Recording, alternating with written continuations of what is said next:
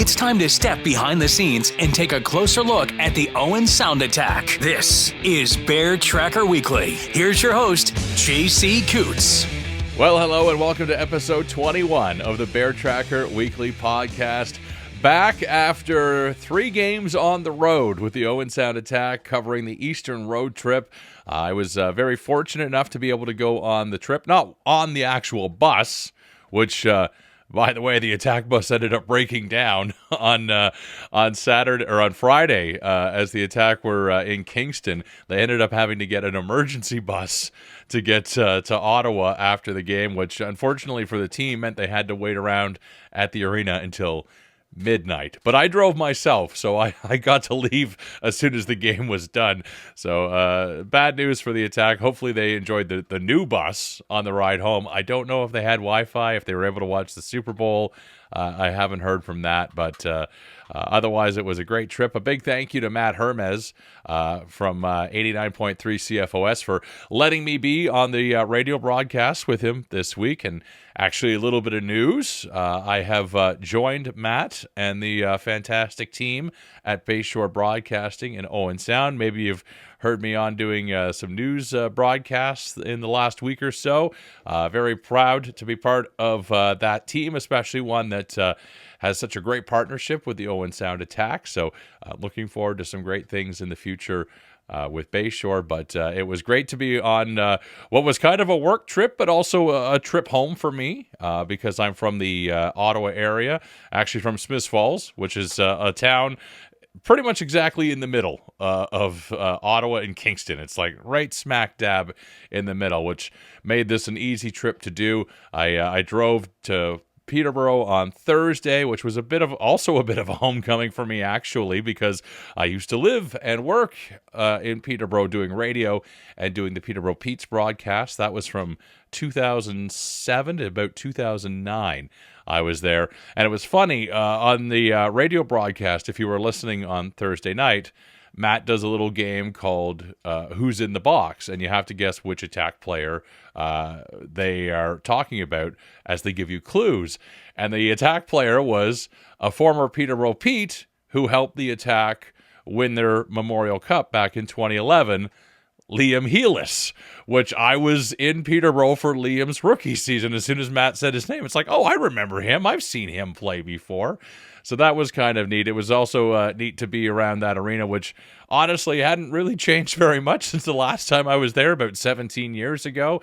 But still great to see some people that I knew back then that worked with the team that are still with the team. And nice to see a fairly full house in Peterborough on Thursday. Also nice to hear from the Attack Pack. The fan club was there Thursday night and Friday night in Kingston. Had another great road trip. We could hear them cheering loud. Met lots of Attack fans. Thursday night, actually, I got to meet the grandparents of Attack defenseman Braden Rogers. Of course, Braden and his family are from the Belleville area, which is only about an hour away from Kingston. So Grandma and Grandpa had a box, which was not too far down from where our broadcast booth was in Kingston. So it was great to meet them. And I will say Kingston has an amazing arena.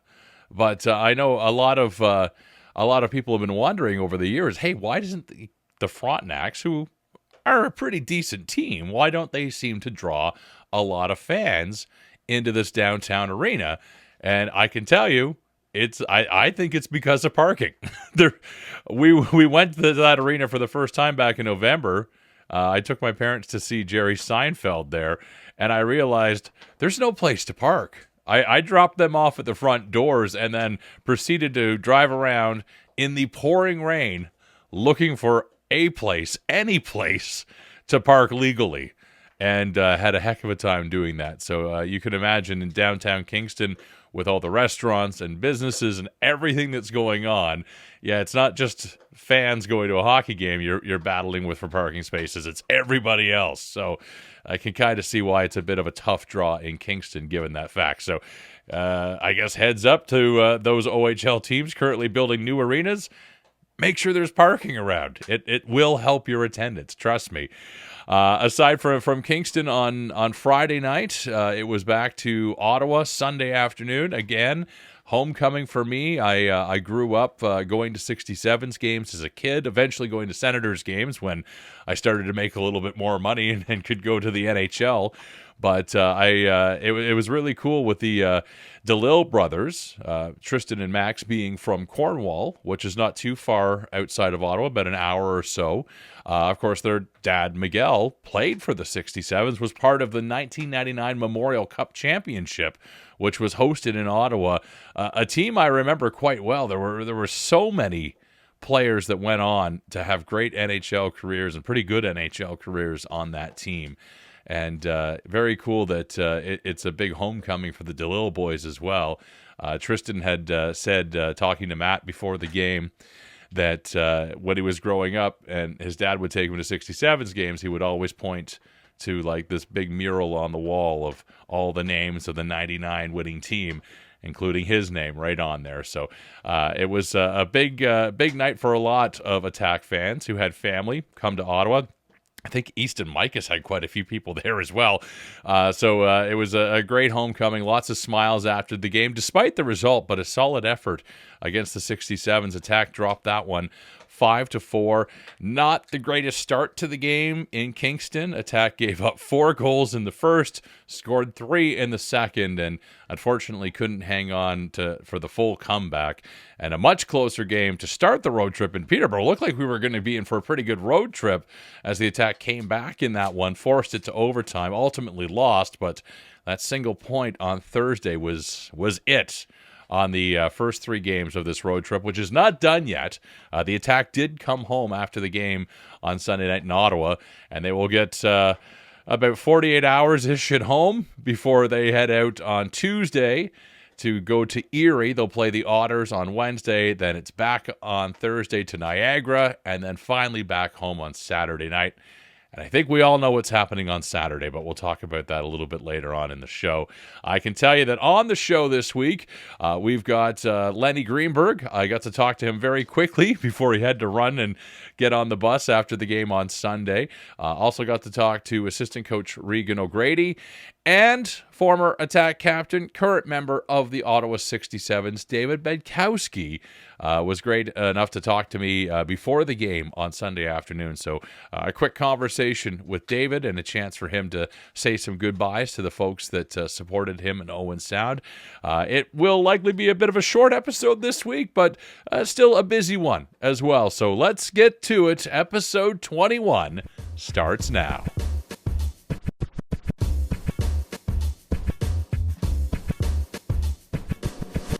Our first guest this week is the former captain of the Owen Sound Attack. He was traded at this year's OHL trade deadline to the Ottawa 67s and has now become a big piece of their blue line, literally and figuratively, as he looks to help the 67s at least get to the Eastern Conference Final and maybe beyond.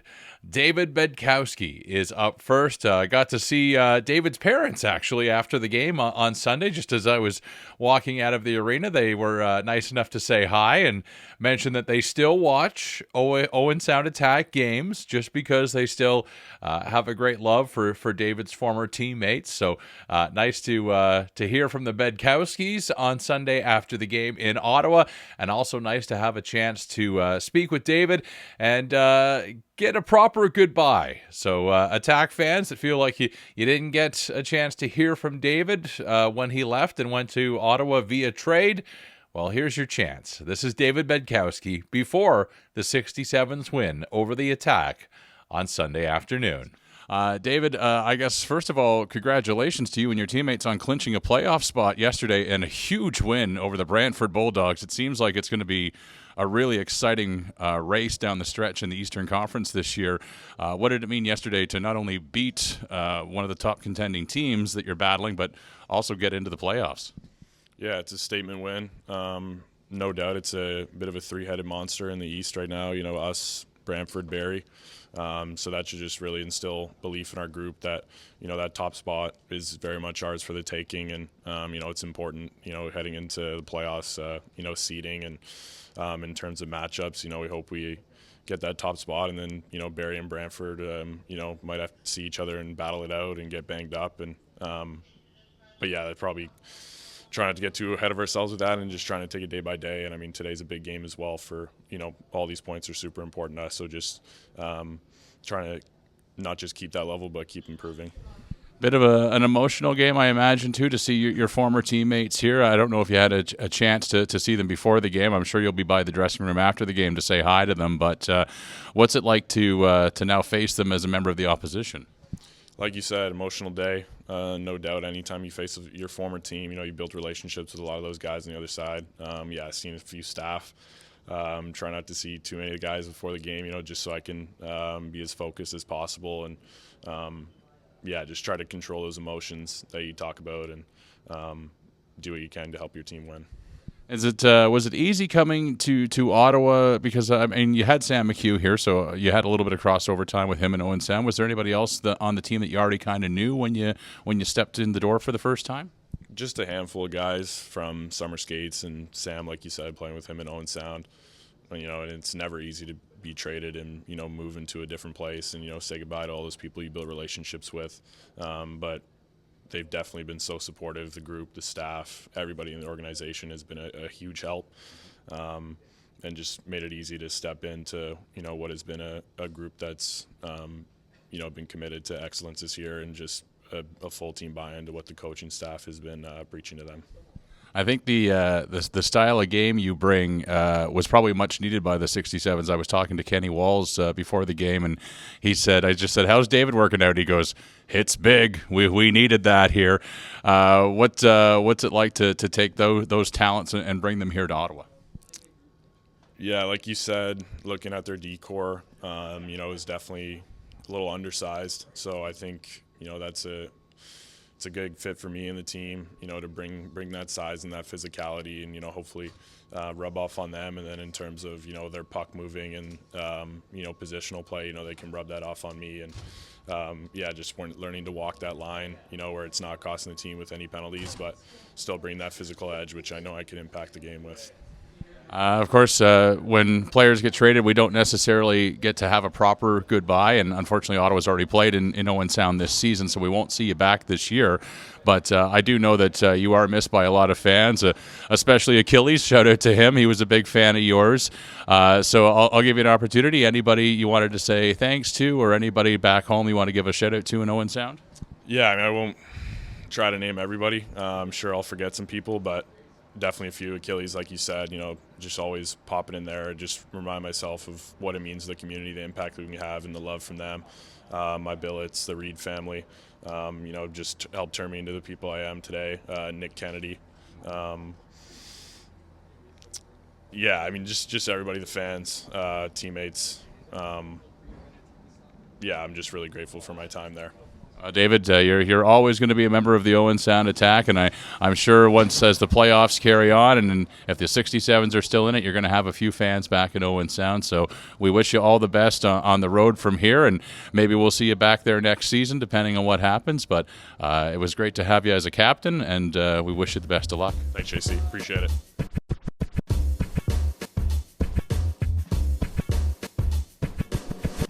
Lenny Greenberg was one of the Attack defense to register a point in Sunday's game. They got some great production from the back end, and nice to see Lenny in the lineup on Sunday afternoon against the 67s. He played a great game. Unfortunately, his team came up a little bit short, but here's my short conversation with Lenny Greenberg after the Attack's 5-4 loss in Ottawa Sunday. A big goal for you today here as the Attack lose to the 67s 5-4, but overall you guys were in it for pretty much the entire game, skated really well with the second overall team in the league.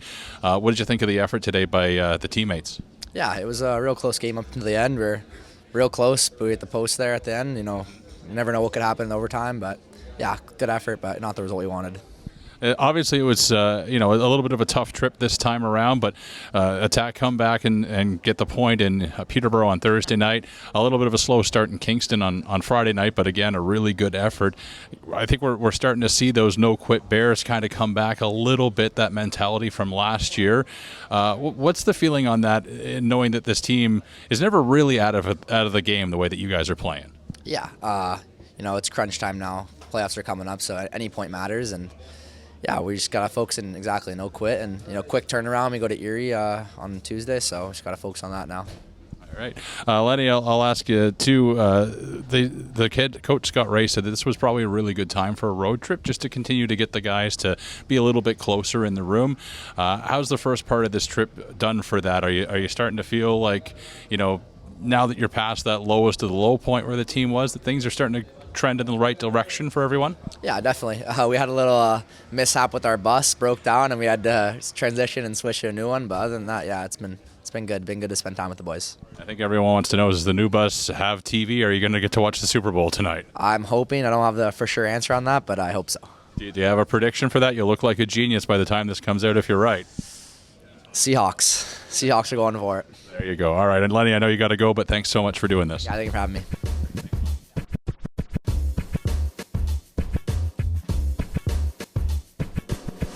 It's always good to get the coach's perspective on a road trip, even if things aren't going well.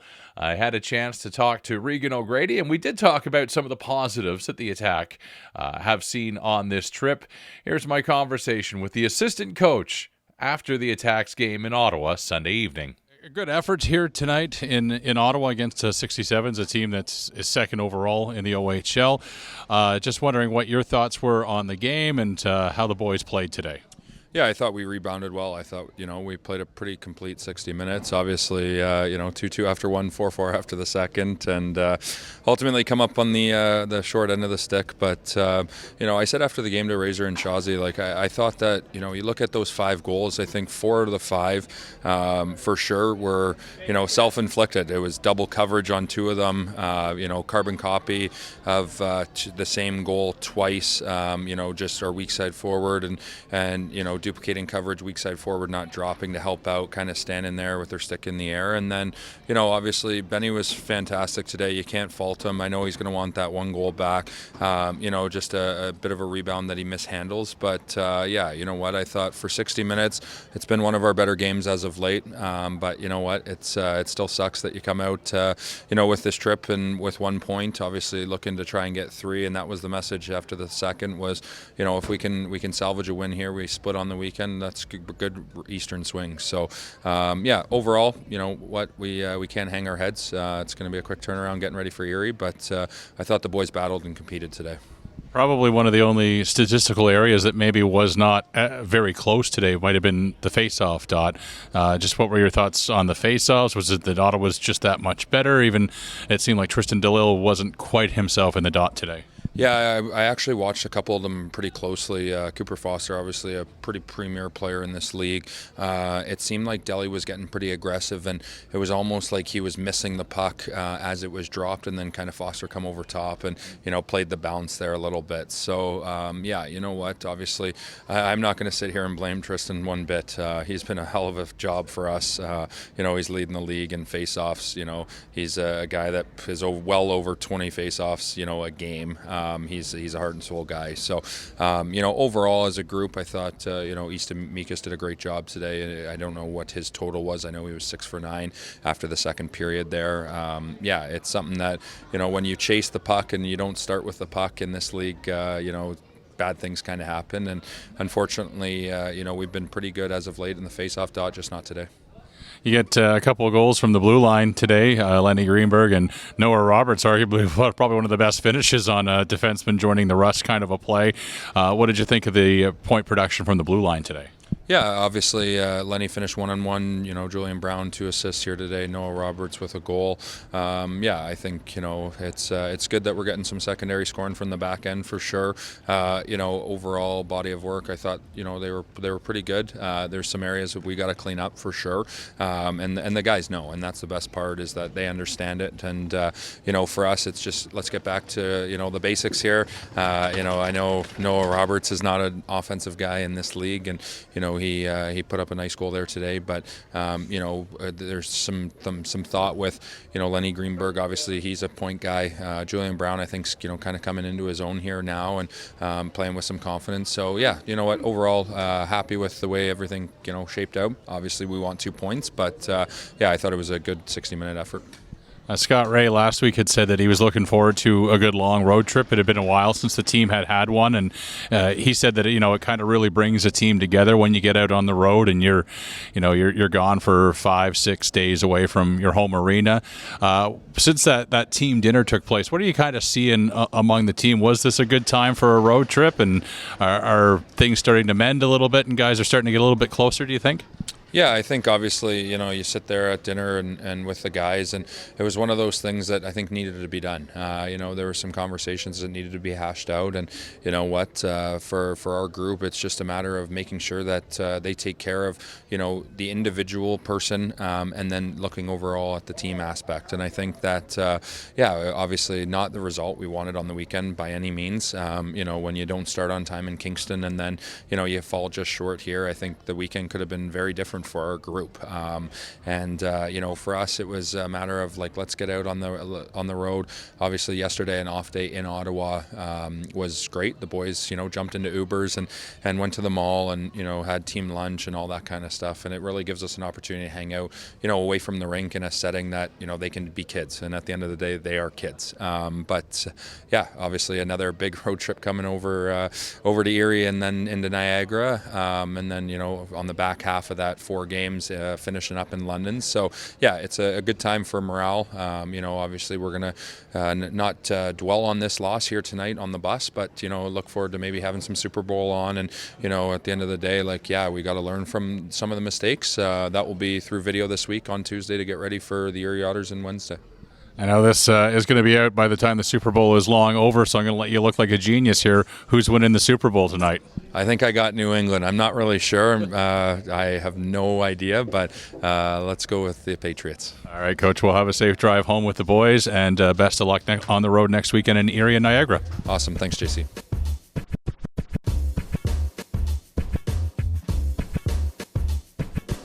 Well, our Media Room Roundtable is a little bit different this week because we were not in the Owen Sound Media Room. Instead, it was Matt Hermiz and myself on the road for all 3 games, and we made some time just before the game on Sunday afternoon in the broadcast booth to do a different version of the Media Room Roundtable. Here it is. All right, Media Room Roundtable is a little smaller today because it's just Matt and myself from the booth in Ottawa. And we're standing. And there's no table. There's no table, so this is just a complete fabrication of the Media Room Roundtable. But glad to be here with you, Matt. And this has been a fun road trip, although the success for the Owen Sound Attack hasn't necessarily been there. But they have played well on this road trip. An overtime loss against the Peterborough Petes on Thursday night, and then off to Kingston, where the Attack started very slow against the Frontenacs, to say the least, got themselves into a 4-0 hole, mounted a little bit of a comeback, but ultimately were unsuccessful, and now they face off against the Ottawa 67s, who yesterday clinched a playoff spot here on home ice with a masterful performance against the Brantford Bulldogs.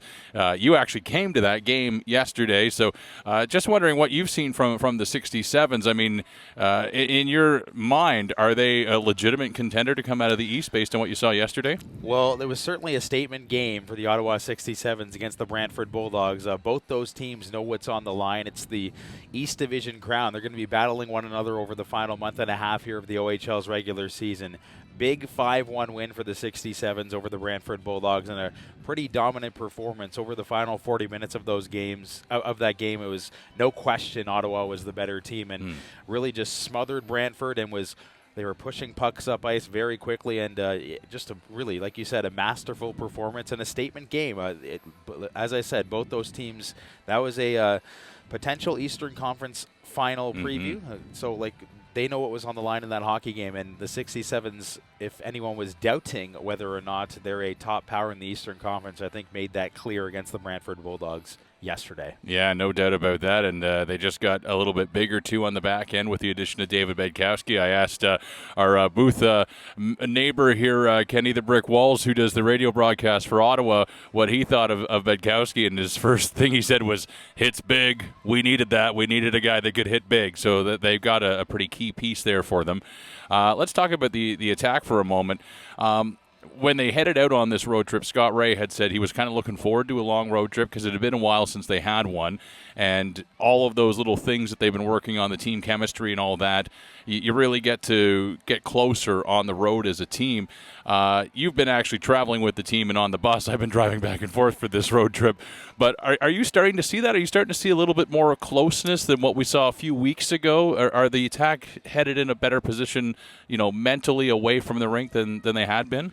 Well, I'll talk about the on-ice play, JC, Okay. and I think on the ice over this road trip so far, in Peterborough, they deserved a better fate. So, as you know, it was a 3-2 overtime loss, and I think the Attack were the better team in that hockey game. Just did not have, the game-breaking moment that Kieran Walton delivered for the Peterborough Petes in overtime. Certainly deserved 2 points, didn't get it. Kingston, as you mentioned, was a bit of a different story. A very slow start, but nonetheless a resilient effort for the Attack. You're down 4-0 in the first period.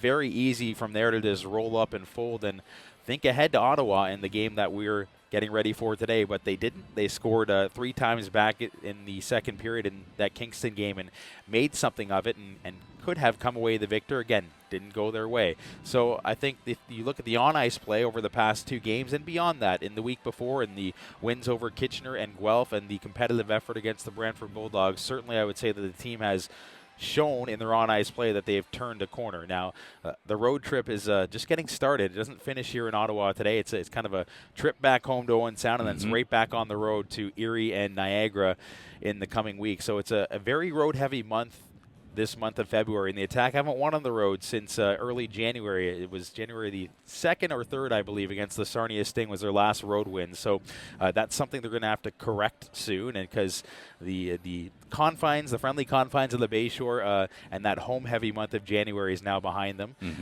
And now they have to make sure that they're doing the right things to play good road games and get the points they're searching for. You would have been here, I think it was a couple seasons ago, when the Attack had that epic comeback here in Ottawa. I think they were down 5-3 or something in that game, and they came back and they ended up winning ultimately in overtime.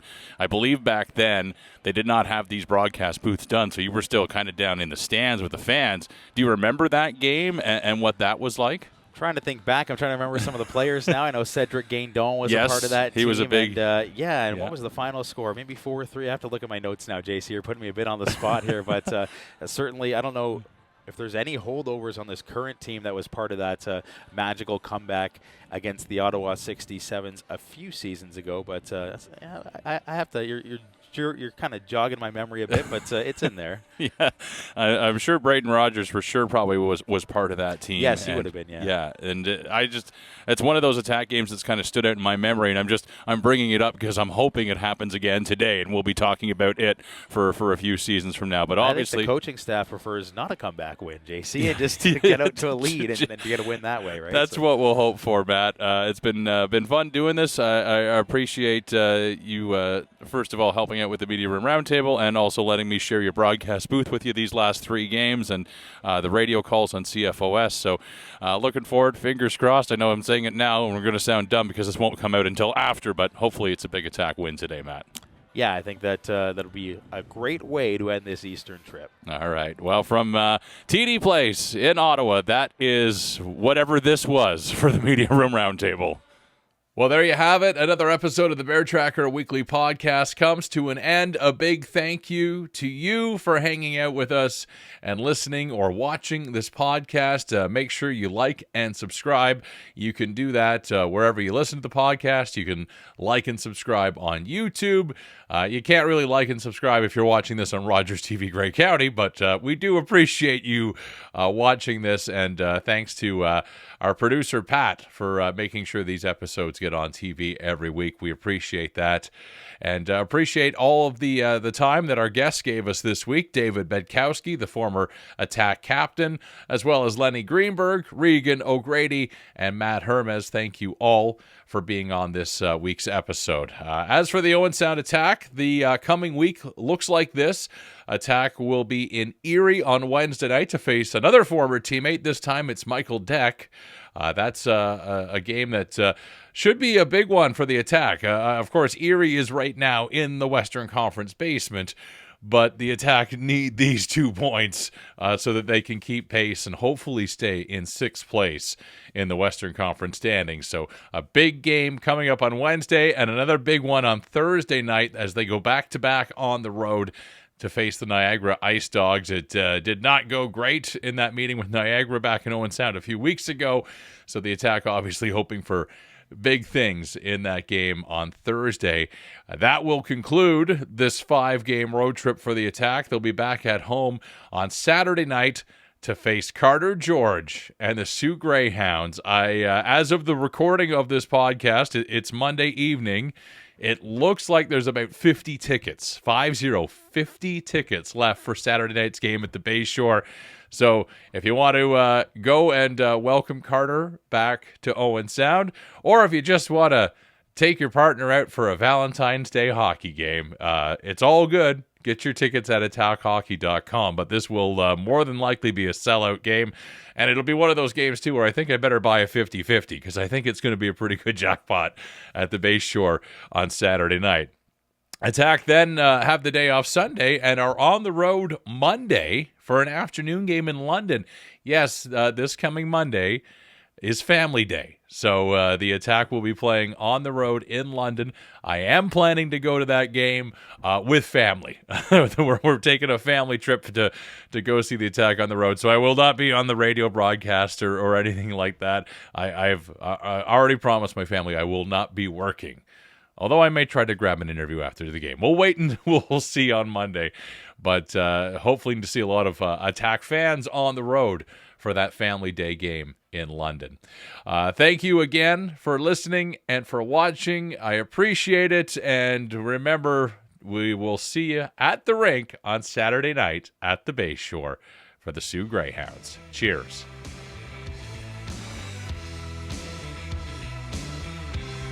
Remember to like, follow, and subscribe at Bear Tracker Pod on social media and wherever you get your podcasts.